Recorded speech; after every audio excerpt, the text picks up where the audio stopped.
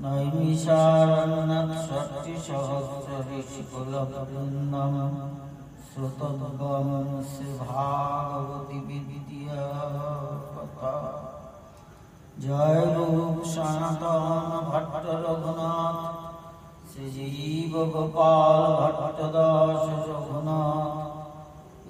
छय गोसाईर करि चरण बंदन যাহা হইতে বিঘ্ন অভীষ্ট পুরন। সব শ্রোতা বৈষ্ণব আমি করি নমস্কার। সবে পদ ধরিত মস্তকে আমার। ভক্ত গোষ্ঠী সহিতে শ্রী চৈতন্য জয় জয়। শুনিলে চৈতন্য কথা ভক্তি লোক হয়। दयाल ठाकुर वंदन प्रभु श्री अद्वैत राय। जहार कृपात पाई चैतन्य गोसाई। श्री गुरु प्रेमानंद निताय गौर हरि बोल। श्री गुरु प्रेमानंद निताय गौर हरि बोल। श्री गुरु प्रेमानंद निताय गौर हरि बोल। श्री गुरु प्रेमानंद निताय।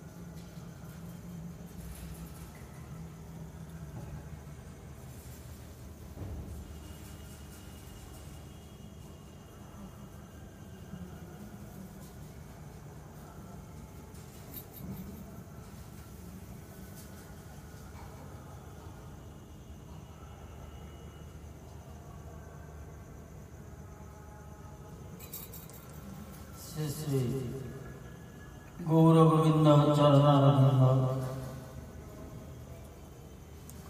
मकरंद माधुर्य अमृतास्वादनुद्धीषु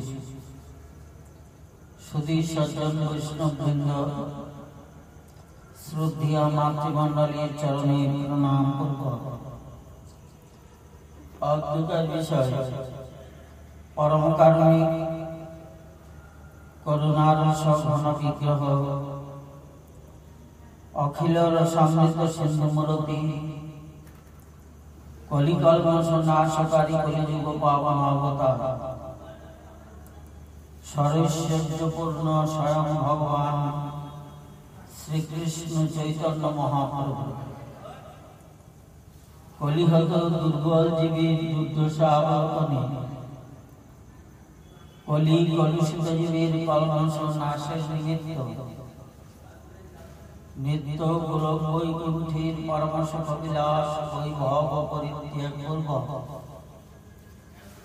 धरनीर धूलाय आविर्भूत हये कंगाल प्राय एकखंड গৈরিক বসন পরিহিতাবস্থায় कांगाल कलिजुग जीवनी बहे परम मंगल विधान स्वरूप श्री हरिनाम संकीर्तन के जुग धर्म रूपे स्थापन पूर्वक श्री नाम संकीर्तनेर माध्यमे विशेष ब्रज जातीय रसदाने कृत कृतार्थ करिबार निमित्त जहान मर्ते अवतरण एवं आमादेर सनातन धर्म बहिर्मुखी जीवन चाइते सनातन धर्म उन्मुखी करणे जार एकांत हार्द विषय सेई परम दयाल पावन श्री श्री निताय गौर सीतानाथेर हृदय गान करे आमरा आमादेर श्री भागवती कथाय ब्रती हब। श्रीमद्भागवत ब्रह्मसूत्र कृत्रिम भाष्य पंचम वेद स्वरूप अत्युत्कंठामयी लालसा चित्ते धारण पूर्वक শ্রী হরিলীলা কথা শ্রবণাভিলাষী হয়ে বসেছেন হরিদ্বারস্থ শ্রী ব্রহ্মকুণ্ড তীরে পাণ্ডবকুল নন্দন মহারাজ পরীক্ষিত। বক্তা পরমহংস শিরোমণি সর্ববেদান্ত তত্ত্বজ্ঞ শ্রী গোবিন্দ লীলারসিক মহর্ষি শ্রীকৃষ্ণ দ্বৈপায়ন বেদব্যাস নন্দন শ্রীপাদ সুখদেব গোস্বামীচরণ শ্রীপাদ সুখদেব গোস্বামীচরণ রাজাধিরাজ মহারাজ পরীক্ষিতের নিকট শ্রী গৌর গোবিন্দ লীলামৃত কথা কীর্তন করতে করতে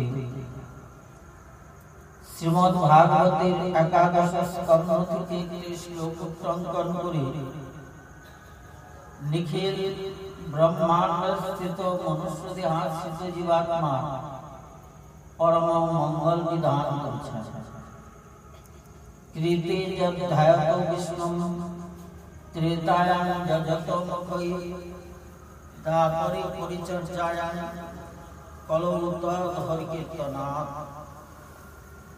কৃতি মানে সত্যযুগের যদ্ধায়ত বিষ্ণু, বিষ্ণুর ধ্যানাদি তপস্যা করে যাহা লাভ হইয়াছে। ত্রেতায়াং যজত মুখৈ, ত্রেতাযুগে যাগযজ্ঞ করে যাহা লাভ হইয়াছে। দ্বাপরে পরিচর্যায়াং, দ্বাপর যুগে সেবা পরিচর্যা করে যা লাভ হয়েছে। কলৌতর হরিকীর্তনাৎ, কলিযুগে শ্রী হরিনাম সংকীর্তন হইতেই সর্বস্বার্থ বিলম্বতে সব লাভ হইবে। এখন প্রশ্ন, কলিযুগে অন্য কোন সাধন ভজন ব্যবস্থা আছে কি না? বলেন, অন্য কোন সাধন ব্যবস্থা ভজন ব্যবস্থা কলিযুগে নেই, একমাত্র শ্রী হরিনাম সংকীর্তন ছাড়া। যদি বলেন আমি অন্য সাধন ভজন ব্যবস্থা কিছু অবলম্বন করতে চাই, বলে সে আপনি করতে পারেন, আপনাকে কেউ বাধা দেবে না, কিন্তু ফল কিছু লাভ কিছুই হবে না। লাভ একমাত্র শ্রী হরিনাম সংকীর্তন হইতেই হইবে। যেমন এই যে বৎসরটা, বাংলার এই বৎসরটা, ইংরেজির এই বৎসরটা, বিশেষত বাংলার এই বৎসরটা হলো একটা বিশেষ বৎসর। যেমন 1986 সনে শ্রী গৌরাঙ্গ মহাপ্রভুর ৫০শত বর্ষ পূর্তি উৎসব হয়েছে। তারপরে শ্রীমন মহাপ্রভুর সন্ন্যাসের ৫০০ বছর পূর্তি উৎসব হয়েছে। আর এইবার হলো আরেকটি বিশেষ ব্যবস্থা, সেটা হলো শ্রী গৌরাঙ্গ মহাপ্রভুর শ্রীধাম বৃন্দাবন যাত্রার ৫০শত বর্ষ পূর্তি হয়নি, আরম্ভ হয়েছে, আগামী বছর পূর্তি হবে। এখন বলে প্রশ্ন যে শ্রীমদ্ ভাগবতী কথা নিবেদন করতে করতে শ্রীমন মহাপ্রভুতে আসার কারণ, এই যে শ্লোকটি ভাগবতীর কৃতে যদ্ধায়ত বিষ্ণু যে শ্লোকটি, এই শ্লোকটি হলো শ্রী গৌরাঙ্গ মহাপ্রভুর জন্য। এখন ৫০শত বর্ষ পূর্তি উৎসব আরম্ভ হয়েছে। এইবার চৈতন্য চরিতামৃত গ্রন্থে পূজ্যপাদ শ্রী কৃষ্ণদাস কবিরাজ গোস্বামী নিবেদন করেছেন, শরৎকাল আইল প্রভুর চলিত হইল মতি, স্বরূপ রাম রায় সঙ্গে নিভৃতে যুগতি। রথযাত্রা লীলা চলে গেল, গৌর মন্ডলীর ভক্তরা সকলে ফিরে এসেছেন যার যার নিলয়ে। শরৎকাল ভাদ্র মাস যেই পড়ল, অমনি শ্রীমন মহাপ্রভু বৃন্দাবন যাওয়ার জন্য একটা মানসিক প্রস্তুতি নিয়েছেন। এর আগে আরেকবার বৃন্দাবন যেতে চেয়েছিলেন, কানাই নাটশালা থেকে প্রভু ঘুরে এসেছে। কারণ কি? সনাতন গোস্বামীপাদের সঙ্গে তখন যাত্রা। কানাই নাটশালা হল মালদা থেকে খুব একটা দূরে নয়, মালদা যে টাউন তার থেকে একটু এইদিকে রূপ সনাতন যেখানে অবস্থান করতেন। রূপ সনাতন অবস্থান করতেন কার কাছে? রূপ সনাতন অবস্থান করতেন হোসেন শাহের দরবারে। হোসেন শাহের দরবারে একজন ছিলেন প্রধানমন্ত্রী, আর একজন হলেন প্রাইভেট সেক্রেটারি। সনাতন গোস্বামী ছিলেন প্রধানমন্ত্রী আর রূপ গোস্বামীপাদ ছিলেন প্রাইভেট সেক্রেটারি। এবং বিশেষভাবে যত্ন সহকারে তাদের লিখেছেন প্রশংসা। মহাপ্রভু যখন নরোত্তম ঠাকুর মশাইয়ের জন্য প্রেম রক্ষিত করার জন্য বর্তমান পূর্ববঙ্গে গিয়েছিলেন, বাংলাদেশে গিয়েছিলেন, রাজশাহী ডিস্ট্রিক্টে গঙ্গা পার হয়ে, তখন রূপ সনাতনের সঙ্গে সাক্ষাৎকার। উদ্দেশ্য কিন্তু প্রভু রূপ সনাতনের কাছে যাওয়া। উদ্দেশ্য প্রভু রূপ সনাতনের কাছে যাওয়া। ইতিহাসের দৃষ্টিকোণ থেকে যদি আমরা দেখি তাহলে দেখতে পাব বর্তমান যেমন আমাদের ভারতবর্ষে দুটো সরকার, একজন হলেন দিল্লি সেন্ট্রাল গভর্নমেন্ট, আরেকজন হলেন আমাদের বেঙ্গল গভর্নমেন্ট। তখনও ঠিক সেই রকমই ছিল। তো আমাদের বাংলা ছিলেন হোসেন শাহ রাজত্ব, মহাপ্রভুর একটু আগে ছিলেন হাফসি নবাবের রাজত্ব। মহাপ্রভুর আমাদের হোসেন শাহের রাজত্ব, আর দিল্লিতে চলছে মোগলদের রাজত্ব। তো মহাপ্রভু তিনি হলেন একজন বিশিষ্ট সমাজ সংস্কারক। তিনি দেখলেন হোসেন শাহের যে অত্যাচার, হিন্দু ধর্মের প্রতি, হিন্দুদের প্রতি, হিন্দু জাতির প্রতি যে অত্যাচার, সেই অত্যাচার থেকে যদি মুক্তি দান করতে হয় তাহলে রূপ সনাতনকে ওইখান থেকে যদি সরিয়ে দেওয়া যায় তাহলে হোসেন শাহ খানিকটা হয়তো বা সফল হতে পারে। যে কারণে রূপ সনাতনের কাছে যাও। রূপ সনাতনের কাছে গিয়ে মহাপ্রভু বললেন যে আমি অচিরে বৃন্দাবন যাব, তোমরা দুই ভাই বৃন্দাবন চলে যাও। তো সেই আদেশ পালনে রূপ গোস্বামীপাদ বেরোতে পেরেছেন। আর রূপ গোস্বামীপাদ বেরোয়ার সঙ্গে সঙ্গে সনাতন গোস্বামীপাদকে জেলে পুরে দিল হোসেন শাহ। জেলে পুরে দিল। যে সনাতন গোস্বামীপাদের যে সূচক কীর্তন আছে, সেই সূচকে বলা আছে রূপের বৈরাগ্য কালে সনাতন বন্দিশালী। রূপ গোস্বামীপাদের বৈরাগ্য যখন, তখন সনাতন গোস্বামীপাদ কোথায়? বন্দিশালায় ছিলেন। আর বন্দিশালায় অবস্থাটা কি বলে? কাতরে হরিণী ডাকে, কোথায় আমাকে রক্ষা করো বলে কাতরে হরিণী ডাকে। তো সনাতন গোস্বামীপাদ অনেক করে কারারক্ষীদের বুঝালেন, আমি যখন প্রধানমন্ত্রী ছিলাম তোমাদের প্রচুর উপকার করেছি, এবার আমার একটু প্রচুর উপকার, আমাকে ছেড়ে দাও। তখন সকলে বলতে আরম্ভ করলাম যে আমরা ছেড়ে দেবো। ছেড়ে দেবে হোসেন শাহ আমাদের ছেড়ে দেবে? হোসেন শাহ আমাদের বলবে না তোমরা ছেড়ে দিয়েছো কেন? বলবে যে উনি বাহ্যকৃত্য করতে গিয়েছেন বলে বেরিয়েছেন, গঙ্গায় ঝাঁপ দিয়েছেন, আমরা ধরতে পারলাম। এইভাবে সনাতন গোস্বামীপাদ বেরিয়েছে। আর মহাপ্রভু ওইখান থেকে গঙ্গা পেরিয়ে পদ্মা নদীতে গিয়ে নরোত্তম ঠাকুর মশাইয়ের জন্য প্রেম গচ্ছিত রেখে এসেছে।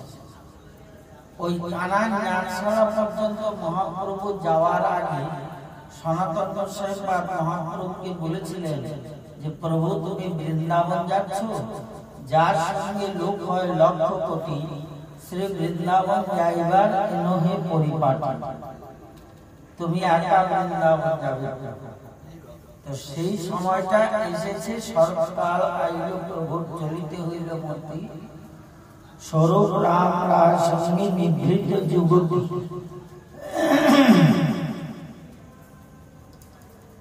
ভাদ্র মাস পড়ার পরে মহাপ্রভু স্বরূপ দামোদর আর রূপ গোস্বামীপাদ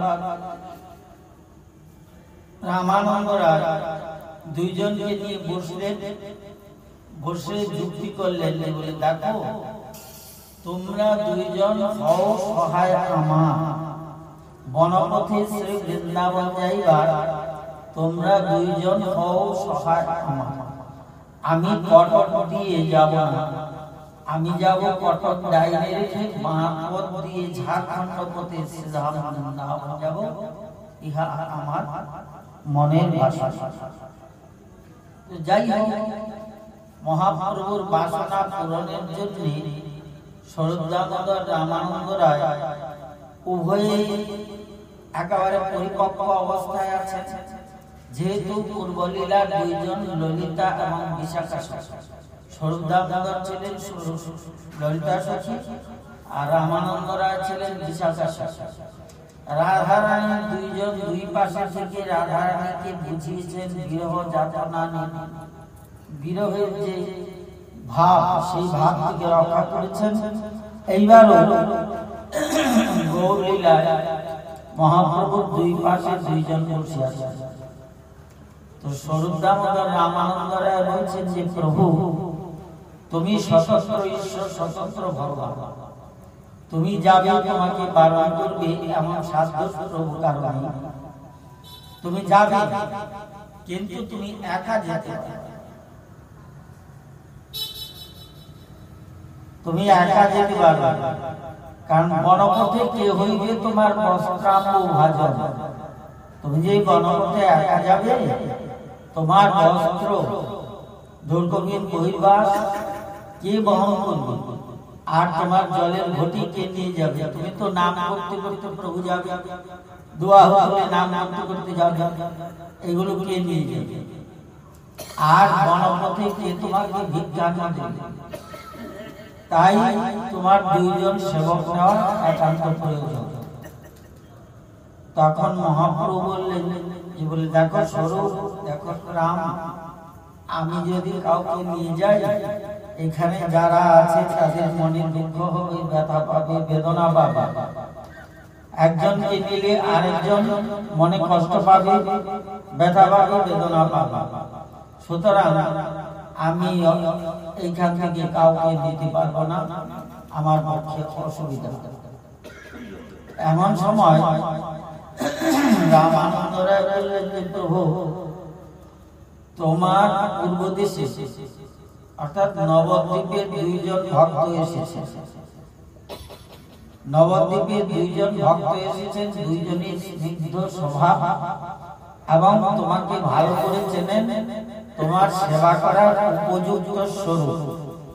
একজন হলেন বলভদ্র ভট্টাচার্য, আরেকজনের নাম হলো কৃষ্ণদাস বিপ্রয়ার। এই দুইজন তোমার মনপথে সহায় হয়। বলে বলভদ্র ভট্টাচার্য এখন কোন কৃষ্ণদাস বিপ্রয়ার মহাপ্রভুর সেবক, বলভদ্র ভট্টাচার্য কি? তো নিত্যানন্দ প্রভু গৌরমণ্ডলে থাকেন বটে, কিন্তু মহাপ্রভুর সেবক হলেন নিতাই। যেমন কৃষ্ণচন্দ্রের সেবক বলতে কি বোঝায়?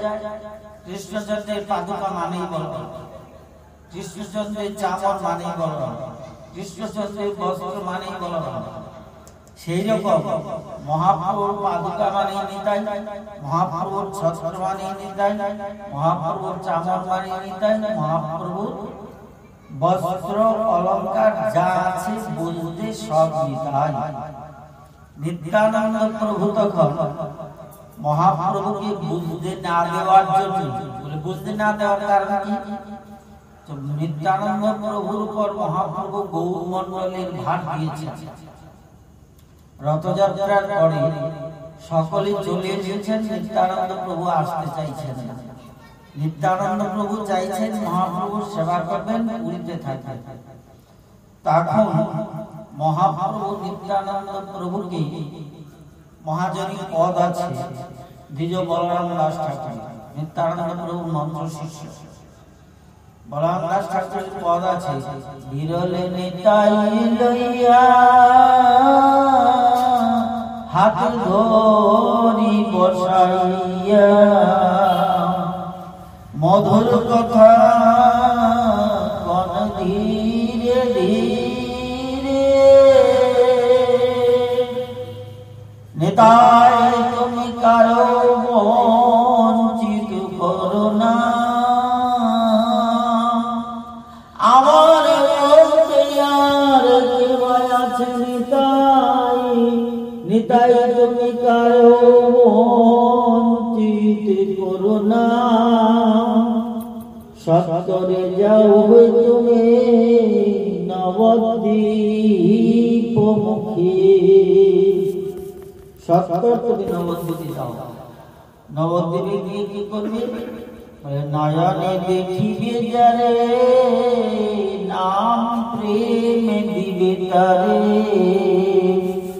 কেহ যেন বঞ্চিত না হয়, কৃত পাপী দুরাচার নিন্দুক পাষণ্ডিয়া, প্রভু তারা জন্মে জন্মে ভক্তি বিমোহ, নিতাই তুমি কারো বঞ্চিত করো না। এই আদেশ এখন নিতাই তো থাকতে পারে না, নিতাই রইতে না রে, নিতাই আবার রইতে না, দুদিকেই রইতে না। বলে নিত্যানন্দ প্রভু মহাপ্রভুর আদেশ পালন না করেও রইতে না রে, আবার নিতাই মহাপ্রভুকে ছেড়েও রইতে না। বলে আপনার যিনি প্রাণধন তিনি পড়ে থাকবেন নীলাচলে, আর আপনি থাকবেন গৌর মণ্ডলে, এটি আপনার সহ্য হয়? আমরা সাধারণ জীব, আমরা সাধারণ জীব, আমরাই পারি না সহ্য করতে। যে আপনজন তাকে এক জায়গায় রেখে আমরা আরেক জায়গায় থাকবো, এই আমরা পারি না সহ্য করতে। আর নিত্যানন্দ প্রভুর প্রাণ হলো গৌর, আর গৌরের প্রাণ হলেন নিতাই। একজন একজনকে ছেড়ে থাকতে পারে না, কিন্তু মহাপ্রভু বাধ্য হয়েছেন, নিতাই আর অদ্বৈতের উপর ভার দিয়েছেন যে গৌর মণ্ডল তোমরা দেখভাল করবে, আমি আছি। যাই হোক, নিত্যানন্দ প্রভু তখন নিত্যানন্দ হয়ে যদি আসেন গণপথে বৃন্দাবন যাইবার জন্য, মহাপ্রভু কখনোই রাজি হবেন না। ওই জন্য বলভদ্র ভট্টাচার্য রূপ ধারণ করে নিত্যানন্দ প্রভু এসেছেন কোথায়? বলে গৌরীর সেবা করার জন্য। আগের দিন রাত্রিবেলায় গিয়ে দিয়েছেন, সন্ধ্যাবেলা। তো তাই রামানন্দ রায় আর স্বরূপ দামোদর গোস্বামী বলছেন যে প্রভু তুমি এক কাজ করো, স্নিগ্ধ স্বভাবযুক্ত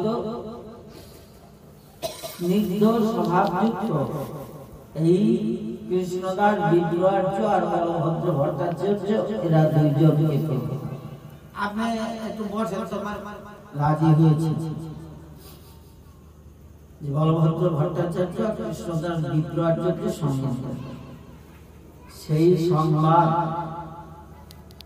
রামানন্দ রায় আর স্বরূপ দামোদর গোস্বামী, গোপীনাথাচার্য, হরিচন্দন পরিছাপাত্র আর বাসুদেব সার্বভৌম ये যখন মহারাজ প্রতাপরুদ্রের কাছে রাখলেন, মহারাজ প্রতাপরুদ্রের মাথায় বজ্র, মাথায় বজ্র করেছে বলে, প্রভুবিহীন পুরীতে আমি কি করে থাকবো? আমার সচল জগন্নাথ যদি পুরীতে না থাকে, এই অচল জগন্নাথ নিয়ে আমি পুরীতে কি করে থাকবো? তো বলভদ্র মহারাজ প্রতাপরুদ্র কি করলেন? মহাপ্রভু মহাপ্রসাদের কাঙালি, যত জায়গা পর্যন্ত, যতক্ষণ পর্যন্ত মহাপ্রসাদ নিত্য পাঠানো যায়, ততক্ষণ পর্যন্ত, ততদিন পর্যন্ত মহাপ্রসাদ পাঠানোর ব্যবস্থা করেছে। আর ভাদ্র মাসে রৌদ্রের মধ্যে প্রভু যাবেন, তার জন্য পুরো রাস্তায় লতা পাতা দিয়ে তোরণ করে রেখেছে। অত বড় গৌর ভক্ত মহারাজ প্রতাপরুদ্রের মতন, অত বড় গৌর ভক্ত উড়িষ্যা কেন, বাংলায়ও কেউ, তামাম ভারতবর্ষে কেউ নয় মহাপ্রভু অত বড় ভক্ত মহারাজ প্রতাপরুদ্রের মতন। পুরো রাস্তা জুড়ে তোরণ করে রেখেছেন যে প্রভু আমার ছায়া ছায়া যাবে। আর রাজমহিষীরা কোনদিন মহাপ্রভুকে দর্শন করতে পারে না, সৌভাগ্য হয় না। কারণ তিনি তো ঘর থেকে বেরোন না, থাকেন তো দুই জায়গায়, এক পুরী শহরে থাকেন, আরেক থাকেন কটকে রাজবাড়ি। কটকে যে মহারাজ প্রতাপরুদ্রের বাড়ি, সেটা হলো অনেকটা উঁচু টিলার উপরে, পাহাড়ের উপরে, ছোট পাহাড়ের উপরে। মহাপ্রভুকে কি করে দর্শন করাবেন? প্রতাপরুদ্রের মনোবৃত্তিটা কি শুনুন। আমাদের জগতে কারো হবে সেই ভাব আমাদের হবে কোনদিন? মহারাজ প্রতাপরুদ্র টিলার উপর থেকে প্রভুকে যদি দর্শন করাতে না পারেন, তার জন্য আগে থেকে নিয়ে হাতি রেখেছেন, ঘোড়া রেখেছেন। মহাপ্রভু কটকে গড়গড়িয়া ঘাটে স্নান করে, মহানদীতে স্নান করে সেইখান থেকে প্রভু গদাধর পণ্ডিতকে বিদায় দিয়েছে। গদাধর মহাপ্রভুর সঙ্গে যাবেন। গদাধর তো গৌর বিহনে প্রাণে মরে, গৌর গদাধর ছাড়া রইতে না, গৌর গদাধর ছাড়া রইতে না রে, গদাধর গৌর বিহনে প্রাণে মরে। তো এই অবস্থা। তো গদাধর পণ্ডিতকে মহাপ্রভু অনেক করে বুঝিয়েছেন রাস্তায়। মহাপ্রভু যাচ্ছেন, পিছন পিছন গদাধর যাচ্ছেন। তো গদাধর পণ্ডিতকে মহাপ্রভু বুঝাচ্ছেন, বলে তুমি কোথায় যাচ্ছ? বলে প্রভু তোমার সাথে। তোমার সাথে? আমার সাথে? আমার সাথে তো আর কেউ যাবে না, এরা দুইজন যাবে। আমার সাথে অন্য কেউ যাবে না? বলে না। খানিকক্ষণ হাঁটছেন, হাঁটার পর মহাপ্রভু বলছেন, আবার তুমি আমার সাথে সাথে আসছো? গদাধর বলছেন যে প্রভু, রাস্তাটা দিয়ে তুমি তো একা হাঁটবে না, রাস্তাটা তো সকলের জন্যই। খানিক যাওয়ার পর বলছেন, গদাধর আবার তুমি আসছো? বলে হ্যাঁ প্রভু। বলে তোমাকে না, তুমি না ক্ষেত্র সন্ন্যাস নিয়েছো, সেক্ষেত্রে বাইরে কোথাও যাবে না? গদাধর পণ্ডিত উত্তরে বললেন, ক্ষেত্র সন্ন্যাস যাক মোর রসাতল। আমি ক্ষেত্র সন্ন্যাস আমার রসাতলে যাক, আমি ক্ষেত্র সন্ন্যাস নিয়েছি কেন? তুমি পুরীতে থাকবে তাই আমি পুরী থাকবো, তাই ক্ষেত্র সন্ন্যাস নিয়েছি। তুমি পুরী ছেড়ে চলে যাচ্ছ, আর আমি ক্ষেত্র সন্ন্যাস নিয়ে প্রভু বসে থাকবো পুরীতে। হলো খানিকক্ষণ চলল, এরপরে আবার খানিকক্ষণ পরে গদাধর বলছেন, গদাধর তোমাকে না গোপীনাথের সেবা দিয়েছি, গোপীনাথের সেবা ছেড়ে তুমি আমার সাথে আসছো? গদাধর উত্তর দিলেন কি, কোটি গোপীনাথ সেবা তৎ পাদ দর্শন। তোমার পাদ পদ্ম দর্শন করলে কোটি গোপীনাথের সেবা করা হয়, আর আমি কিনা প্রভু তোমার পাদ পদ্ম ছেড়ে গোপীনাথের সেবা করতে যাব? এই বলে গদাধর পণ্ডিতকে মহাপ্রভু কটক গড়গড়িয়া ঘাট বলে একটা ঘাট আছে, যে ঘাটে মহাপ্রভু স্নান করে মহাপ্রভুকে নৌকোয় পার করে দেবেন বলে এক ভক্ত একখানা নতুন নৌকো আগে থেকে তৈরি করিয়েছেন। মহারাজ প্রতাপ রুদ্র সেই কাঠের নৌকোর উপর রূপোর পাট দিয়ে বাঁধিয়ে দিয়েছেন। আমার প্রভু যাবেন কাঠের নৌকায়, সকলে চলে কাঠের নৌকা, আমার প্রভু যাবেন রূপোর নৌকায়। উপরে রাজমহিষীদের মহাপ্রভুকে দর্শন করাচ্ছেন। রাজমহিষীরা প্রভুকে দর্শন করতে পারছেন না বলে হাতির পিঠে চড়িয়ে দিয়েছেন, ঘোড়ার পিঠে চড়িয়ে দিয়েছেন, চড়িয়ে বলছেন বলে আমার প্রভুকে দর্শন, আমার প্রভুকে দর্শন। আর এইদিকে মহাপ্রভুর নৌকোয় যখন চরণ রাখলেন, গদাধর তখন গড়গড়িয়া ঘাটে ঘোরাঘুরি যাচ্ছেন।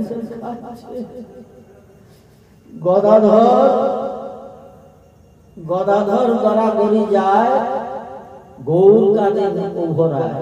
মহাপ্রভু ঘুমিয়ে ঘুমিয়ে কাঁদছে যে গদাধরকে বিদায় দিয়ে আমি চলে যাচ্ছি। গদাধর গৌর বৃন্দাবনে যায়, গদাধর কাঁদে ঘোরায়। গৌর ব্রজের পথে যায়, গদাধর কাঁদে ঘোরায়। নৌকো করে কটক ডাহিনী ছাড়িয়ে প্রভু বনের মধ্যে প্রবেশ করলেন, মহানদী পার। বলভদ্র ভট্টাচার্য কৃষ্ণদাস বিগ্রহার্য মহাপ্রভু দুহাত তুলে চলছে, হরিনাম করতে করতে ভাবাবিষ্ট অবস্থায় যাচ্ছে। আর বনপথে মহাপ্রভুকে কি সেবা করে, কখনো বা ফলমূল পেয়েছেন, কখনো বা ভিক্ষা করেছেন, ভিক্ষা করে রান্না করেছেন, রান্না করে শাকপত্র ফলমূল দিয়ে করে প্রভুকে দিয়েছেন, প্রভু পেয়েছেন। প্রভুর তো উদ্দেশ্য বৃন্দাবন যাওয়া, প্রভুর তো আর উদ্দেশ্য 14 লজ্জকে পেয়ে তারপরে বৃন্দাবন যাবে, সেটা তো উদ্দেশ্য না। ঝাড়খণ্ড পথে এসে প্রভু উঠলেন কোথায়? কাশীতে। ঝাড়খণ্ড পথে প্রভু উঠলেন এসে কাশীতে। কাশীতে যখন প্রভু আসলেন তখন কাশীতে মায়াবাদী সন্ন্যাসী সব আস্তানা, মায়াবাদী সন্ন্যাসী দল। আর ওইখানে মহাপ্রভু যখন পূর্ববঙ্গে গিয়েছিলেন তখন প্রভুর সাথে দর্শন হয়েছিল তপন মিশ্র আর চন্দ্রশেখর। এরা দুইজনকে প্রভু বলেছিলেন, বলে তোমরা এক কাজ করবে, আমি সন্ন্যাস গ্রহণ করে কাশীতে যাব, তোমরা দুইজন কাশীতে গিয়ে বসতি করো। চন্দ্রশেখর বৈদ্য আর তপন মিশ্র হলেন ব্রাহ্মণ। ইনিরা দুইজন থাকেন কাশীতে। প্রভু তো আর আসেন না, প্রভু আর আসেন না। প্রভুর এই অবস্থা দেখে বিরহানলে ভাসছেন দুইজন, চন্দ্রশেখর আর তপন মিশ্র। হঠাৎ একদিন কাশীতে যেদিন প্রভুকে উঠলেন, আশীর্বাদ করে গেছে। কাশীতে গিয়ে যখন উঠলেন, মণিকর্ণিকার ঘাটে প্রভু প্রথম স্নান করবেন। মণিকর্ণিকার ঘাটে তপন মিশ্র স্নান করে উঠে আসছেন, আর মহাপ্রভু গিয়ে নামছেন। তপন মিশ্র প্রভু তো চিনতে পারবেন, অসুবিধা হবে, কারণ তিনি দেখেছেন প্রভুকে চাচর চতুর কেশ, ধবল পাটের জোর পরা, আর এখন দেখছেন 5 হাত কাপড় পরা সন্ন্যাসী, বোঝা খুবদায়। তো মহাপ্রভুকে যে সুন্দর তার সবই সুন্দর, যে পরিচিত অনন্তকালের অনাদিকালের পরিচিত, সে চিরকালের পরিচিত। তো মহাপ্রভুকে চিনতে ভুল হয়নি তপন মিশ্র। যেই না তপন মিশ্র মহাপ্রভুকে দর্শন করেছেন, একবারে সাষ্টাঙ্গে মণিকর্ণিকার ঘাটে মহাপ্রভুর চরণে পড়ে গেছেন, আর মহাপ্রভু তাকে তুলে জড়িয়ে ধরলেন। এইবার তপন মিশ্র মহাপ্রভু গঙ্গা স্নান ছাড়লেন। তপন মিশ্রকে মহাপ্রভু, তপন মিশ্র মহাপ্রভুকে নিয়ে গেলেন তারা। তপন মিশ্র মহাপ্রভুকে তার বাড়িতে নিয়ে গিয়ে কি করলেন, একটা আস্ত বাঁশের উপরে একটা 11 হাত লম্বা কাপড় জড়িয়ে একটা পতাকা উড়িয়ে দিয়েছেন। বলে আমার গৌর এলেন কাশীপুরে, মায়াবাদী উদ্ধারের তরে আমার গৌর এলেন কাশীপুরে। এইবার মহাপ্রভুকে নিয়ে মহাপ্রভুর চরণ ধোয়ালেন, চরণ ধৌত জল সমক্ষে পান করলেন। এর মধ্যে খবর পেয়ে চন্দ্রশেখর চলে এসেছে। চন্দ্রশেখরের সে প্রভুর দুখানা চরণ ধরি বুকের মধ্যে জড়িয়ে ধরে একবারে নয়ন জলে প্রভুর চরণ ধুয়ে দিচ্ছে।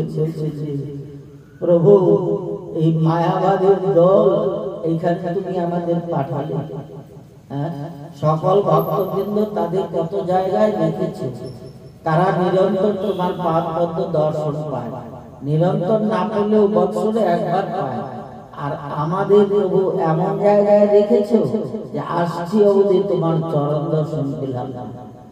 আবার তপন মিশ্র বলছেন যে একে প্রভু আমার হীন জাতিতে জন্ম, বৈদ্য জাতি লিখন মৃত্যু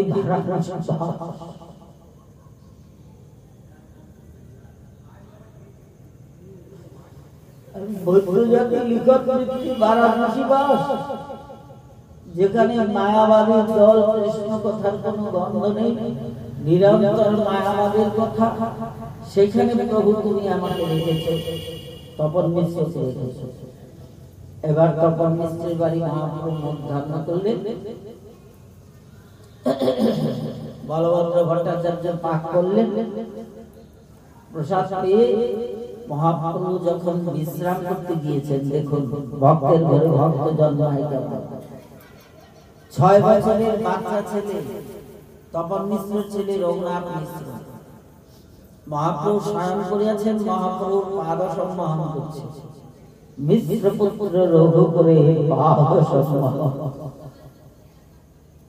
এরপরে তো সেখানে মহাপ্রভুর কাছে দলে দলে সব আসতে আরম্ভ করল। মহাপ্রভুর এমনই সৌম্য মূর্তি, স্বয়ং ভগবান পূর্ণ ব্রহ্ম সনাতন সরস্বতীপূর্ণ, তার এমন সুন্দর সৌম্য মূর্তি, সেই সৌম্য মূর্তি দর্শন করার জন্য দলে দলে সব আসতে আরম্ভ করল। আর ওই দিক দিয়ে প্রবোধানন্দ সরস্বতী, তখন প্রবোধানন্দ হননি, তখন প্রকাশানন্দ সরস্বতী, মায়াবাদ প্রকাশ করেন বলে তার নাম প্রকাশানন্দ সরস্বতী।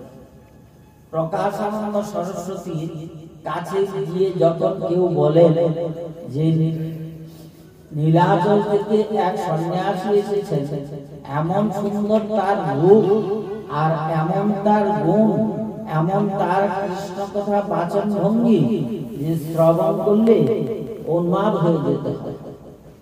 তার উত্তরে প্রকাশানন্দ সরস্বতী বললেন, কি গৌর দেশ হতে এক সন্ন্যাসী এসেছে, তার কথা বলছো? বলে হ্যাঁ।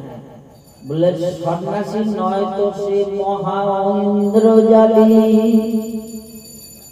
সন্ন্যাসী নয় তো সে মহা ইন্দ্রজালী, কাশীপুরে না বিকাইবে এই ভাব কালী, বেদান্ত শুনহ না যাই হইহার পাশ, ইহ লোক পরলোক দুই লোক নাশ। এলো প্রকাশানন্দ সরস্বতীর ভাষণ। বেদান্ত শুনহ না যাই হইহার পাশ, ইহ লোক পরলোক দুই লোক নাশ। এর কাছে গেলে এই হবে। এইবার প্রকাশানন্দ সরস্বতী মহাপ্রভু পিছনে লেগেছেন যে কি করে মহাপ্রভুকে বেনারস থেকে তাড়াবেন, কাশী থেকে তাড়াবেন। তো মহাপ্রভুকে তাড়াতে হবে, মহাপ্রভু সম্মতন ঠিক তিনি জায়গায় তিনি চলে যাবেন। এইবার মহারাষ্ট্রে এক ব্রাহ্মণ মহাপ্রভুকে এবং সন্ন্যাসী সম্প্রদায় যত আছেন সকলকে আমন্ত্রণ করেছেন। তো মহাপ্রভু সকলে শেষে গিয়েছে। প্রকাশানন্দ সরস্বতী বসে আছেন, কি একেবারে সিংহাসনের উপর বসে আছেন। 20 সহস্র সন্ন্যাসী গুরু, কোন গৃহী লোকের গুরু না। পুরী সহস্র, তখনকার দিনে 500 বছর আগে চিন্তা করা যায় লোক সংখ্যা কত ছিল, তার মধ্যে পুরী সহস্র সন্ন্যাসীর গুরু, কোন গৃহীর গুরু না। সেইখানে তিনি সিংহাসনে বসে আছেন, আর তার পদমূলে সব তার সন্ন্যাসীরা বসা, বেদান্ত মার্গীরা সব বসা। আর মহাপ্রভু কি করলেন, সন্ন্যাসীরা যেখানে পা ধুয়েছেন, চরণ ধুয়েছেন, সেই চরণ ধোয়া জলের উপরে গিয়ে আমার মহাপ্রভু বসে আছেন। দেখুন, আপনি আচারি ধর্ম জীবের শিখায়, আপনি না কহিলে ধর্ম শিখানো না যায়। মহাপ্রভু শ্রীমুখের বাবা। সন্ন্যাসীরা যেখানে চরণ ধুয়েছেন, সেই চরণ ধোয়া জলের মধ্যে মহাপ্রভু গিয়ে বসেছেন। সঙ্গে সঙ্গে প্রকাশানন্দ সরস্বতী বাবা সিংহাসন থেকে লাফ দিয়ে নেমে এসেছেন। নেমে এসে মহাপ্রভুকে জড়িয়ে ধরে বলছেন, আখিতে প্রকৃতি দেখি সাক্ষাৎ নারায়ণ, জীবে কি হয় প্রভু লইছে লক্ষ্য। যার দর্শন মাত্র জীবের চিত্ত বৃত্তি পরিবর্তন হয়, তিনিই হলেন শ্রীকৃষ্ণ চৈতন্য। যখন মহাপ্রভু সন্ন্যাস দেন, মহাপ্রভু যখন সন্ন্যাস দেন কেশব ভারতী, তখন নাম রাখবেন কি? মহাপ্রভুর নাম রেখেছিলেন শ্রীকৃষ্ণ চৈতন্য। শ্রীকৃষ্ণ চৈতন্য মানে যার দর্শন মাত্র জীবের কৃষ্ণ চেতনা ফিরে আসবে, অন্য যত চেতনা সব দূরীভূত হবে, তার নাম হলো শ্রীকৃষ্ণ চৈতন্য। সেই নামের সার্থকতা আজকে প্রভু বহু জায়গায় প্রকাশ করেছেন। এইখানে প্রকাশানন্দ সরস্বতী বাদের এখানে প্রকাশ করলেন। প্রকাশানন্দ সরস্বতী বাদ সিংহাসন থেকে লাফ দিয়ে নেমে এসে মহাপ্রভুকে জড়িয়ে ধরে বলছে, আকিতে প্রকৃতি দেখি সাক্ষাৎ নারায়ণ, জীবে কি হয় প্রভু হয়েছে লক্ষণ। বলে মেয়ে মহাপ্রভুকে সিংহাসনের উপর উঠাবে। মহাপ্রভু বলছেন কি? বলে হীন জাতি সন্ন্যাসী মোরা, হীন সম্প্রদায়ের সন্ন্যাসী আমরা, ভারতীয় সম্প্রদায়ের সন্ন্যাসী। তার শঙ্করাচার্য প্রবর্তিত 10 বিধ সন্ন্যাস আছে, 10 রকমের সন্ন্যাস। তার মধ্যে সরস্বতীরা হলো সবচেয়ে উঁচু দরে। তার মধ্যে প্রবোধানন্দ প্রকাশানন্দ সরস্বতী হলেন সরস্বতী সম্প্রদায়ের সন্ন্যাসী। তার সামনে মহাপ্রভু বসবেন না সিংহাসনে, আর প্রকাশানন্দ সরস্বতী তিনিও ছাড়বেন না, প্রভুকে বসিয়ে ছাড়বেন। সিংহাসনে যে তার গদি পাতা ছিল, সেই গদি নামিয়ে নূতন গদি পাতিয়ে ওইখানে মহাপ্রভুকে বসিয়ে মহাপ্রভু পদতলে হাতে গেড়ে বসেছেন। এইখানে একটা সুন্দর ব্যাখ্যা দিয়েছেন চরিতামৃত গ্রন্থের সংস্কৃত টিকাকার পূজ্যপাদ শ্রী বিশ্বনাথ চক্রবর্তী চরণ। খুব সুন্দর একখানা ব্যাখ্যা দিয়েছেন। বলে ব্যাখ্যাটা কি?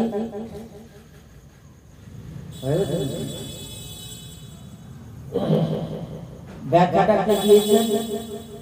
প্রকাশানন্দ সরস্বতী পাদ মহাপ্রভুকে বলছেন যে, প্রভু তুমি আমার খাঁচার মধ্যে যতগুলি পাখি ছিল, সবগুলি পাখিকে প্রভু তুমি ছেড়ে দিলে। আমার খাঁচায় যত পাখি ছিল, সব পাখিগুলি ছেড়ে দিলে। মহাপ্রভু উত্তর বলছেন, আমি তো কোনো পাখি ছাড়িনি ভাই।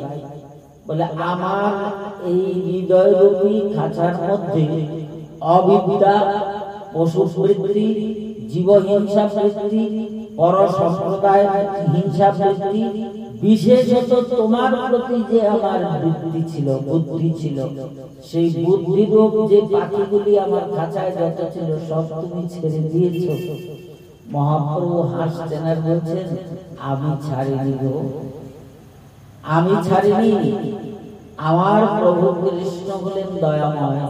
তিনি জীবের অবিদ্যা, পশু বৃত্তিকে দূরীভূত করে তার হৃদয়ে তিনি কি করেন? বলে তার হৃদয়ে তিনি তার নামকে প্রতিষ্ঠা করেন। তার জন্য তিনি হলেন শ্রীকৃষ্ণ।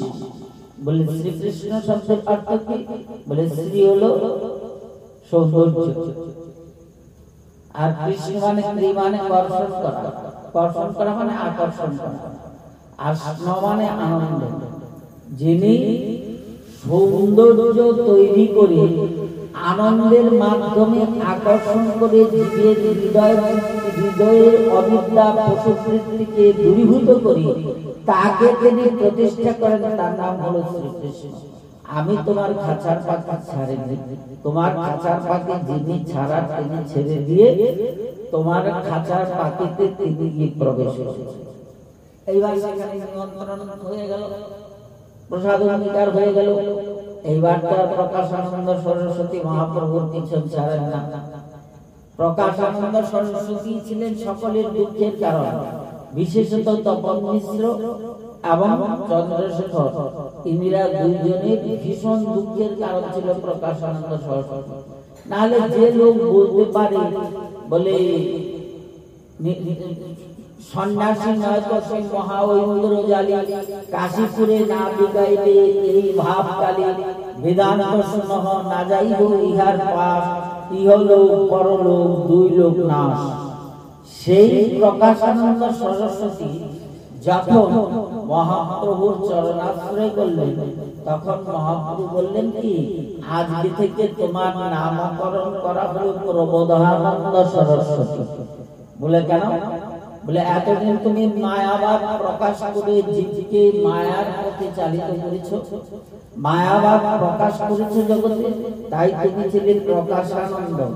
আর এখন তুমি জগৎ জীবকে প্রবোধ দান করবে, প্রবোধ দান করে কৃষ্ণ পাদ পদ্মে আশ্রয় দান করবে, তাই তোমার নাম রাখলাম প্রবোধানন্দ সরস্বতী।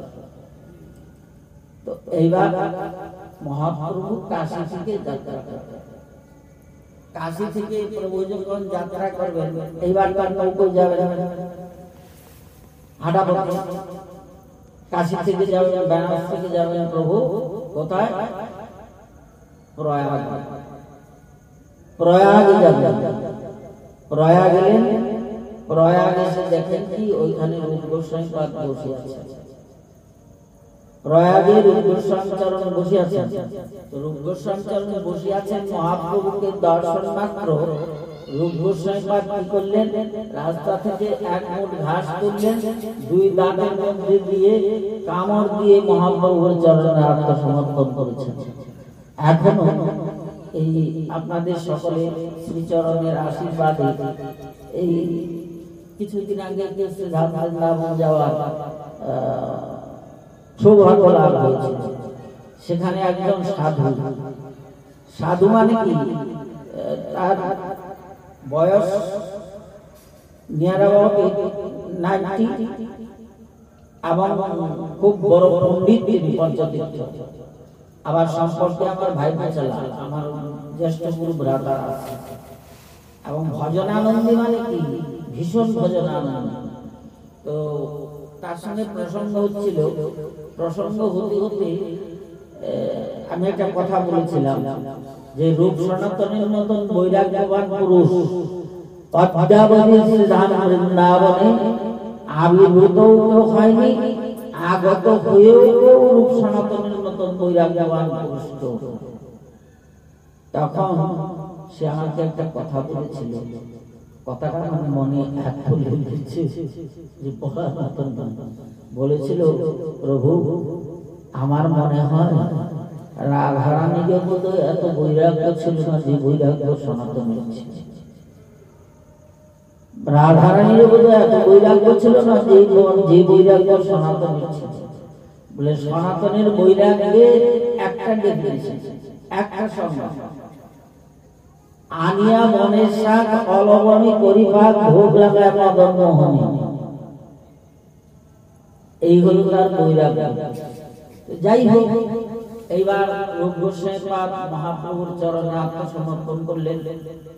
মহাপ্রভুর চরণে আত্মসমর্পণ করার পর 18 দিন ব্যাপী মহাপ্রভু রূপ গোস্বামীকে শিক্ষা দিয়েছেন, যেটি শ্রী চৈতন্য চরিতামৃতের একটা বিশেষ চ্যাপ্টার, রূপ শিক্ষা, সনাতন শিক্ষা, রথাগ্নি, নর্তন বিলাস আর রামানন্দ মিলন। এই চারটে চ্যাপ্টার হলো চৈতন্য চরিতামৃতের মুখ্যম জিনিস, সবই ভালো। তার মধ্যে এই চারটে চ্যাপ্টার হলো চরিতামৃতের বিশিষ্ট জায়গা। যাই হোক, এবার রূপ গোস্বামী পাদকে শিক্ষা দিয়ে বললেন শ্রীধাম বৃন্দাবন। শ্রীধাম বৃন্দাবনে যাও, সেখানে গিয়ে কি করবে? তোমার কাজ কি? তোমার কাজ হলো গ্রন্থন, শাস্ত্র গ্রন্থন করবে। রূপের রসনিষ্ঠা, সনাতনের বৈরাগ্য নিষ্ঠা, গোপাল ভট্টের বৈষ্ণব সেবা নিষ্ঠাা, রঘুনাথ ভট্টের বৈষ্ণব আচার নিষ্ঠা, শ্রীজীব গোস্বামীপাদের তত্ত্ব নিষ্ঠা, আর রঘুনাথ দাস গোস্বামীর ভজন নিষ্ঠা। এই ছটি নিষ্ঠা আর নামাচার্য শ্রী হরিদাস ঠাকুরের নাম নিষ্ঠা, সাতটি নিষ্ঠা দানের জন্যই হলো মহাপ্রভুর আবির্ভাব। যাই হোক, রূপ গোস্বামীপাদের রসনিষ্ঠা, রসনিষ্ঠা as for example, উদাহরণ স্বরূপ বলা যায়, উজ্জ্বল নীলমণি মহাপ্রভু মাথায় নিয়েছেন উজ্জ্বল নীলমণি গ্রন্থ, নিয়ে মুখে বলেছেন উজ্জ্বল নীলমণি লীলারস শিরোমণি। উজ্জ্বল নীলমণি লীলারস শিরোমণি, ভক্তি রসামৃত সিন্ধু কৃষ্ণার্চন্দ্রিকা, ভক্তি বিলাস। রূপ গোস্বামীপাদের অসংখ্য গ্রন্থ, অসংখ্য গ্রন্থ, অসংখ্য গ্রন্থ রূপ গোস্বামীপাদ, সমস্ত গ্রন্থ প্রণয়ন করার ভার দিয়েছেন তিনি। এইবার মহাপ্রভু প্রয়াগে আসিয়া প্রভু কইলেন বেনি স্নান, ত্রিবেণীতে স্নান করলেন। এমন সময় বল্লভাচার্যের সঙ্গে মহাপ্রভুর সাক্ষাৎকার। বল্লভাচার্য হলেন বর্তমানেও বৃন্দাবনে আছে বল্লভী সম্প্রদায়। আমি নাম করেই বলে দিচ্ছি, আমার ভয়টা একটু কম আছে তো নাম করেই বলে দিচ্ছি। দেখবেন একজন খুব ভালো ভাগবত বক্তা আছে, বক্তা কিন্তু উত্তম ভাগবত বক্তা, টিভিতে বক্তব্য রাখেন প্রায়। তার নাম হলো কৃষ্ণচরণ ঠাকুর, অসাধারণ শাস্ত্রজ্ঞ, বল্লভী সম্প্রদায়। যে বল্লভাচার্য মহাপ্রভুর কাছে আত্মসমর্পণ করেছেন, সেই বল্লভী সম্প্রদায় হয়ে উনি এখন মহাপ্রভুর নিন্দা করেন ভাগবত পাঠে। যে বল্লভাচার্য মহাপ্রভুর চরণে আত্মসমর্পণ করেছেন, তিনি সেই বল্লভী সম্প্রদায় ভক্ত হয়ে মহাপ্রভুর নামে নিন্দা করেন। যাই হোক, সেটা যার যার ব্যাপার। বল্লভাচার্যকে উদ্ধার করলেন। বল্লভী সম্প্রদায়ের সিদ্ধান্ত, বল্লভী সম্প্রদায় তারা একা কৃষ্ণের ভজন করে, একা কৃষ্ণের ভজন করে বৃষভাগ রাজ দুলালী। তো বৃন্দাবনের যে ভাবটা, এখন কেউ হয়তো বলতে পারে, বল্লভী সম্প্রদায়ের কেউ হয়তো বলতে পারে, যেমন আমাকে একবার বলেছিলেন ওই মহাপ্রভু পঞ্চশত বর্ষ পূর্তি উপলক্ষে শ্রীকৃষ্ণের জন্মস্থান, শ্রীকৃষ্ণের জন্মস্থান, সেখানে একটা অনুষ্ঠান করেছিল যে মহাপ্রভু প্রথম বৃন্দাবনে গিয়ে বিশ্রাম ঘাটে বসেছে। বিশ্রাম ঘাটে একটা বিরাট অনুষ্ঠান হয়েছে। সেখানে রাম পণ্ডিত শ্রী রামভদ্রাচার্যজি মহারাজ, বল্লভ গোস্বামী, তারপরে আমাদের এইখান থেকে ডক্টর মহানন্দ ব্রহ্মচারী গিয়েছিলেন, তারপরে আরো বৃন্দাবনের বহু সাধু সন্ত, তারপর শুক্রাচার্যজি মহারাজ ছিলেন, বেশজি ছিলেন, অসাধারণ শাস্ত্রজ্ঞানী, জিহ্বাগ্রে একজনের সরস্বতী। সেখানে একজন মুক্তি করেছিলেন গোস্বামী সন্তান, বল্লভী সম্প্রদায় গোস্বামী সন্তান মুক্তি করেছিলেন যে স্বকীয়া পরকীয়া ভাব, এটা ওই মহাপ্রভুর সম্প্রদায় যারা তারা পানি। কত বড় অগাধ একটা সাংঘাতিক কথা! মহাপ্রভু সম্প্রদায়কে নিয়ে টানাটানি, আদামতে দাঁড়িয়ে বলল, আপনার পাদ মধ্যে আমরা শতকোটি প্রণাম, আপনি আমার থেকে বয়োজ্যেষ্ঠ, আপনি আমার থেকে মহাপণ্ডিত, কিন্তু বৃন্দাবনের যে ভাবটা, এই বৃন্দাবনের ভাবটাই তো হলো পরকীয়া ভাব। এখানে স্বকীয়া নিয়ে কোনো স্থানই নেই, স্বকীয়া ভাবের স্থান নেই। হ্যাঁ, একটা সিদ্ধান্ত ওরা করে, সেটা বলে রাধা কৃষ্ণের বিয়ে হয়েছে, ব্রহ্মা মন্ত্র পড়েছে। আমি কোন শাস্ত্রে আছে? রাধা কৃষ্ণ দুইজনে বিয়ে হয়েছে, যাবতে বিয়ে হয়েছে, ব্রহ্মাজি মন্ত্র পড়িয়েছেন। কোন শাস্ত্রে? সেই শাস্ত্রটা আমাকে যদি দেখাতে পারেন, তাহলে আমি আমাদের যে শাস্ত্র আছে, মহাপ্রভু প্রবর্তিত গোস্বামীগণের যে শাস্ত্র আছে, সমস্ত শাস্ত্র আমি যমুনায় বিসর্জন দেব। আপনি যে আছেন যদি দেখাতে পারেন। তখন নৃসিংহলোক গোস্বামী আমাকে বললেন কি, যে প্রভু এদের সাথে কথা বলতে যাবেন না, এদের সাথে কথা বললে এরা কোনো শাস্ত্র পড়ে না, ওদের কথা ওরা পড়ে ওরে ওই জনসমক্ষে বক্তব্য রাখে।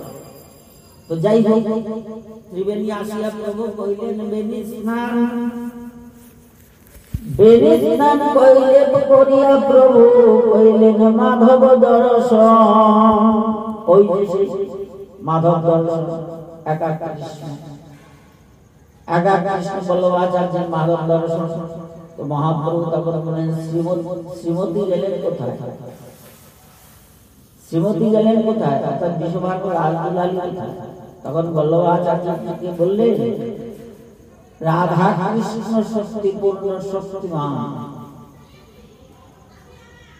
রাধা পূর্ণ শক্তি কৃষ্ণ শক্তিপূর্ণমান, দুই তত্ত্বে ভেদ নাই শাস্ত্র প্রমাণ। রাধারানী হলেন শক্তি, কৃষ্ণ হলেন শক্তিমান। শক্তি আর শক্তিমানের দুইয়ে অভেদ। যদি ভেদ কল্পনা করা হয় তাহলে কি হবে, বলে একে মানে আর একে না মানে সে অর্ধ কুকুতি তাহার প্রমাণ। একজনকে মানবে আর একজনকে মানবে না, অর্ধ কুকুতি তাহার প্রমাণ। যাই হোক, তিনিকে সঙ্গে নিয়ে এবার বলছেন বল্লভাচার্য বলছেন যে প্রভু আমি তোমার সঙ্গে যাব। বলে তোমার ঠাকুর সেবা, তোমার ঠাকুর সেবা চলবে কি করে? বলে ঠাকুর আমি নিয়ে যাবো বৃন্দাবন। সেই ঠাকুর আছেন কোথায়? বল্লভাচার্যের তো সেবিত প্রথম বল্লভী সম্প্রদায়ের প্রথম ঠাকুর বলেন ইনি। সে বল্লভী সম্প্রদায়ের ঠাকুর বর্তমানে সেবিত হচ্ছেন কোথায়? সেবাকুঞ্জ গলিতে। সেবাকুঞ্জ গলিতে যেখানে একজন খুব বড় ব্রজবাসী আছে, রতনলাল ব্রজবাসী। এই রতনলাল ব্রজবাসী কয়েকটা বাড়ি আগে ওইখানে সে বল্লভী সম্প্রদায়ের ঠাকুর সেবিত হচ্ছে। সে বল্লভী সম্প্রদায়ের আচার্য যিনি, তিনিও মহাপ্রভুর দলে ভিড়লেন। তো মহাপ্রভুর দলে ভিড়লেন নাকি? মহাপ্রভুর দলে ভিড়লেন নাকি? এবার মহাপ্রভু এসে প্রথম বসলেন বিশ্রাম ঘাটে। মথুরার বিশ্রাম ঘাটে এসে প্রভু বসলেন। যেই না মহাপ্রভু বসলেন আর যায় কোথায়? দেখবেন জন্মস্থানে সুতিকা গৃহে প্রবেশ করার আগে যে এক গোপাল মূর্তির সেবা আছে, দারুণ গোপাল মূর্তির সেবা আছে, সেই সেবার জাস্ট অপোজিটে দরজার মধ্যে একটা চিত্রপট আছে। সেই চিত্রপটখানা করিয়েছিলেন আকবর বাদশাহ। আকবর বাদশাহ করিয়েছিলেন, সে 500 বছর আগে যে চিত্রপট করেছে, এখন নতুন দরজা করছে। যে মহাপ্রভু দুবাহু তুলে যাচ্ছে আর প্রভুর পিছনে সমস্ত ব্রজবাসী ব্রজমাইরা সব ছুটছে মহাপ্রভুর পিছনে। বিশ্রাম ঘাটে আসি প্রভু কইলেন বিশ্রাম, বিশ্রাম করিয়া প্রভু কইলেন মাধব বিন্দু দর্শন। যে বিশ্রাম ঘাটে যে মাধব বিন্দু আছেন, বিগ্রহ দর্শন করলেন। ওইখান থেকে আইতে আইতে আইলেন প্রভু শ্রীয়ারের গ্রামে। রাধাকুণ্ড বাট্টা প্রভু পৌঁছেছে লোক ওইখান থেকে মহাপ্রভু আরেক গ্রাম আসলেন। আস্তে আস্তে আরেক গ্রাম কিন্তু ওই মাধব বিন্দু দর্শন থেকে বহু দূরে, একটু দূরে নয়। এর মধ্যে মহাপ্রভুর অনেক কিছু দর্শন হয়েছে, অত কথা বলতে গেলে আমার সময়। যাই হোক, আরেক গ্রামে এসে মহাপ্রভু রাধাকাণ্ড বাট্টা প্রভু পৌঁছেন লোকস্থান। রাধাকাণ্ড শ্যামকুণ্ড দুই দর্শন করলেন। ধানকে ছেড়ে দিয়েছিল, সেখানে রূপ সনাতনকে নিয়ে মহাপ্রভু দ্বিতীয়বার যখন বৃন্দাবন এসেছেন তখন রূপ সনাতনকে সঙ্গে নিয়েছেন। আর প্রথমবারে মহাপ্রভু রূপ সনাতনকে সঙ্গে নিলেন যখন ঝাড়খণ্ড পথে গিয়েছে। যাই হোক, সেখানে গিয়ে দেখে মহাপ্রভু বিলাপ প্রলাপ করতে আরম্ভ করলেন। এই কি হলো? রাধাকান্ত শাসনদের এই কি অবস্থা হয়ে গেল? ধান হাঁটছে, ধান লাগাচ্ছে। দেখে মহাপ্রভু রাধাকান্ত পরিক্রমা করলেন, গিরিরাজ পরিক্রমা করলেন। গিরিরাজ পরিক্রমা করে মান সরোবর, প্রেম সরোবর, যাবর, নন্দগাঁও, বর্ষান সব দর্শন করে, বিন্দু সরোবর দর্শন করে মহাপ্রভু সেই রাত্রি এসে থাকলেন কোথায়? পৌঁছলি গ্রামে প্রভু অবস্থান করলেন। পৌঁছলি গ্রামে মহাপ্রভু এসেছেন শুনে সারা ওই দুনিয়ার যত ব্রজবাসীর জন্মাইয়াছে সব ছুটে এসেছেন।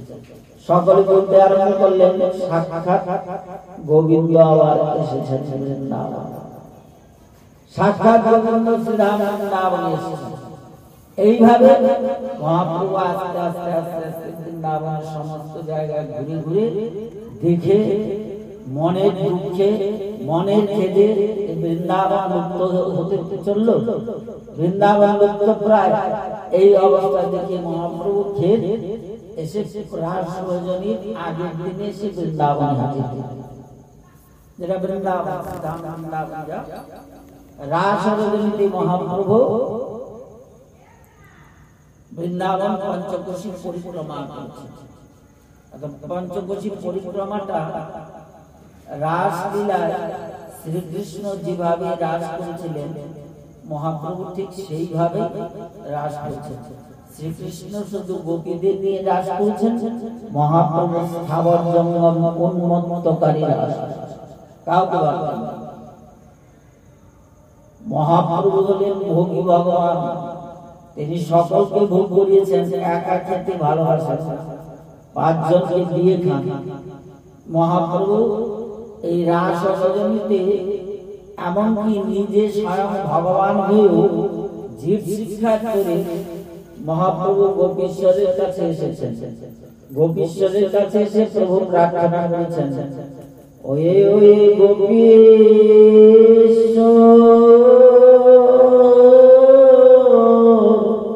কোথায় গেল আমার প্রাণেশ্বর?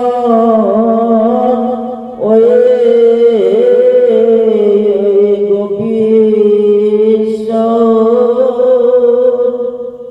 রাধা ভাবি ভাবি তো রাস রজনীতে ব্রজে ঘোরা, রাধা ভাবি ভাবি তো সাগর জঙ্গা প্রেমে মাতা মহারাজ রজনীতে শ্রীবৃন্দাবনে প্রভু স্থাবর জঙ্গা প্রেমে মাতা। গোপীশ্বরের কাছে প্রার্থনা করছেন, ওই গোপীশ্বর কোথায় গেল আমার প্রাণেশ্বর? তোমরা দুজনে মিলে মিলিয়েছি, তুমি আর আমার কাত্যায়নী, তোমরা দুজনে মিলে মিলিয়েছি। আমার ভাগ্য দোষে ভরে মিলে তোমরা দুজনে মিলে মিলিয়েছি। এই রাস রজনীতে সম্পূর্ণ বৃন্দাবন পঞ্চকোশী পরিক্রমা করে শেষ পর্যন্ত এসে প্রভু ইন্দ্রিতলায় বিশ্রাম করেছেন। ইন্দ্রিতলার বিশ্রাম সেরে আবার এসেছেন নিধুবন।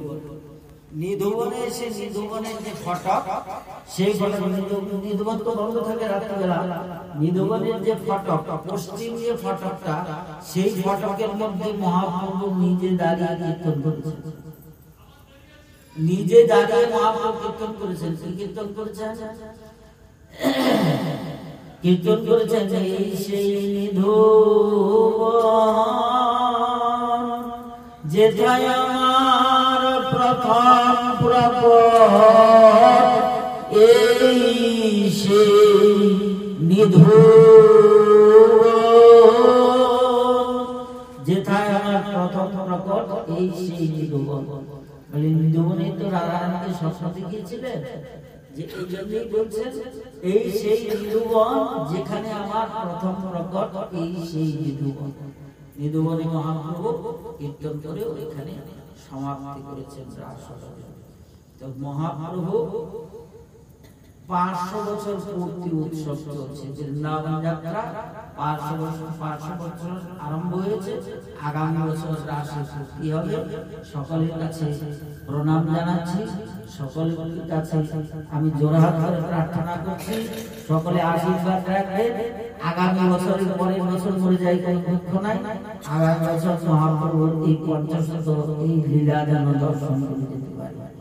কারণ প্রভুর কৃপায় ৫০০ বর্ষ দর্শন করিয়েছেন, মহাপ্রভু সন্ন্যাসীর দর্শন করিয়েছেন।